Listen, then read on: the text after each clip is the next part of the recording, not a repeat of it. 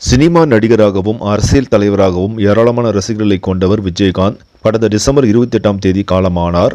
அவரது மரணம் ரசிகர்களுக்கு கடும் அதிர்ச்சியை கொடுத்த நிலையில் ஏராளமானோர் நேரில் அஞ்சலி செலுத்தினார்கள்.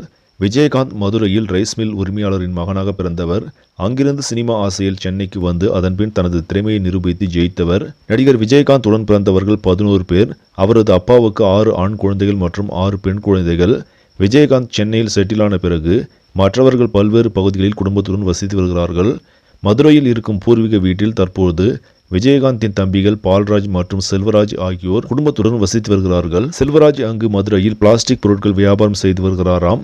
விஜயகாந்த் அரசியலுக்கு வந்த பிறகு தனது பூர்வீக வீட்டுக்கு செல்வதை குறைத்து கொண்டாராம். ஆனால் விஜயகாந்த் தனது சகோதர சகோதரிகளுக்கு பொருளாதார ரீதியாக உதவி செய்தாரா என்பது குறித்து எந்த தகவலும் இல்லை. இது குறித்த தகவல்கள் தற்போது வெளியாகி கொண்டிருப்பதால் மேலும் பல உண்மைகள் வெளிவரும் என்று எதிர்பார்க்கப்படுகிறது.